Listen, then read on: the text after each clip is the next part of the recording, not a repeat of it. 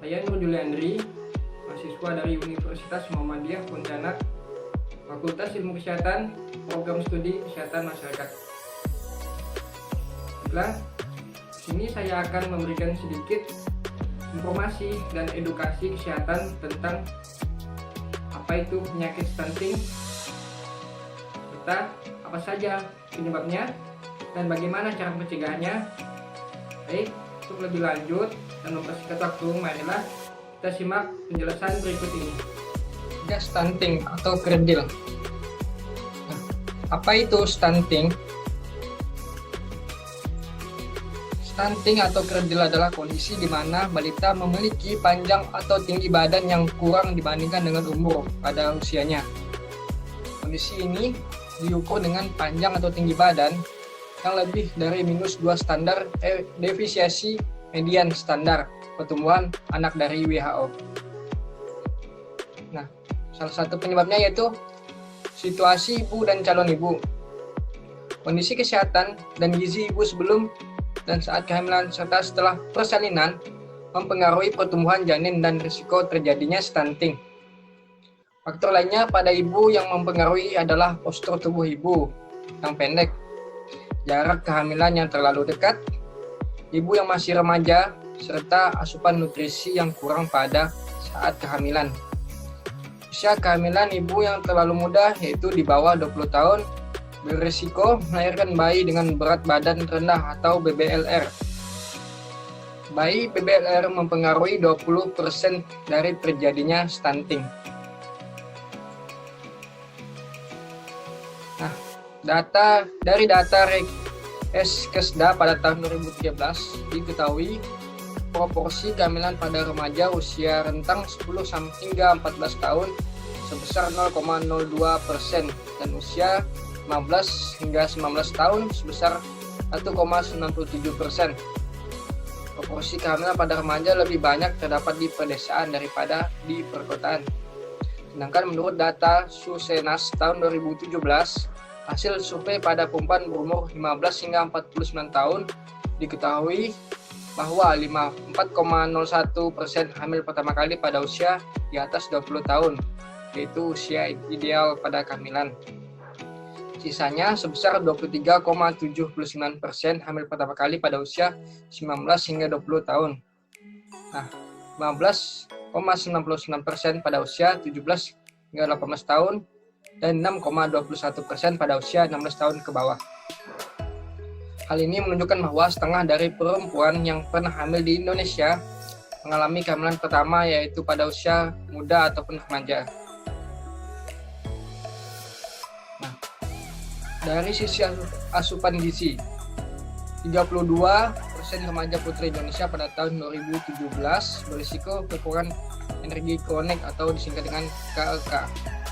Sekitar 15 provinsi memiliki persentase di atas rata-rata nasional. Jika gizi remaja putri tidak diperbaiki, maka masa yang akan datang akan semakin banyak calon ibu hamil yang memiliki postur tubuh pendek atau kekurangan energi kronik KEK. Hal ini akan berdampak pada meningkatnya prevalensi stunting di Indonesia. Yang kedua, usia subur wanita. Persentase wanita usia subur atau WUS berisiko kekurangan energi kronik di Indonesia pada tahun 2017 adalah 10,7%. Sedangkan persentase ibu hamil berisiko kekurangan energi kronik adalah 14,8%. Asupan gizi wanita usia subur yang berisiko kekurangan energi kronik harus ditingkatkan sehingga dapat memiliki berat badan yang ideal saat hamil. Sedangkan untuk ibu hamil kekurangan energi kronik sudah ada program perbaikan gizi yang ditetapkan pemerintah, yaitu dengan pemberian makanan tambahan berupa biskuit yang mengandung protein, asam linoleat, dan karbohidrat dan diperkaya dengan 11 vitamin dan 7 mineral sesuai dengan Peraturan Menteri Kesehatan Nomor 21 pada tahun 2016 tentang standar produksi suplementasi gizi.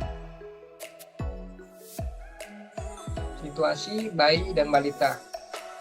Nah, nutrisi yang diperoleh sejak bayi lahir tentunya sangatlah berpengaruh terhadap pertumbuhan, termasuk risiko terjadinya stunting. Tidak terlaksananya inisiasi menyusui dini atau IMD, gagalnya pemberian air susu ibu ASI eksklusif, dan proses penyampihan dini dapat menjadi salah satu faktor terjadinya stunting. Sedangkan dari sisi pemberian makanan pendamping ASI atau MPASI, hal ini yang perlu diperhatikan adalah kuantitas, kualitas, dan keamanan pangan yang diberikan. Asupan gizi pada balita sangatlah penting dalam mendukung pertumbuhan sesuai dengan grafik pertumbuhan agar tidak terjadinya gagal tumbuh, growth faltering, yang dapat menyebabkan stunting. Pada tahun 2017, 43,2% balita di Indonesia mengalami defisit energi dan 28,5% mengalami defisit ringan. Untuk kecukupan protein, 31,9% balita mengalami defisit protein dan 14,5% mengalami defisit ringan. Nah, penyebab berikutnya yaitu situasi ekonomi dan lingkungan. Kondisi sosial ekonomi dan sanitasi tempat tinggal juga berkaitan dengan terjadinya stunting. Mengapa demikian? Kondisi ekonomi erat kaitannya dengan kemampuan dan memenuhi asupan yang bergizi dan pelayanan kesehatan untuk ibu hamil serta balita. Sedangkan sanitasi dan keamanan pangan dapat meningkatkan risiko terjadinya stunting, yaitu penyakit infeksi. Penyebab infeksi yang disebabkan oleh higien dan sanitasi yang buruk, misalnya yaitu penyakit diare dan kecacingan, dapat mengganggu penyerapan nutrisi saat proses pencernaan. Berbagai penyakit infeksi yang diderita bayi dapat menyebabkan berat badan bayi turun. Jika kondisi ini terus terjadi dalam waktu yang cukup lama dan tidak disertai dengan pemberian asupan yang cukup untuk proses penyembuhan, maka dapat mengakibatkan stunting. Nah, bagaimana cara pencegahannya? Yang pertama yaitu ibu hamil dan bersalin.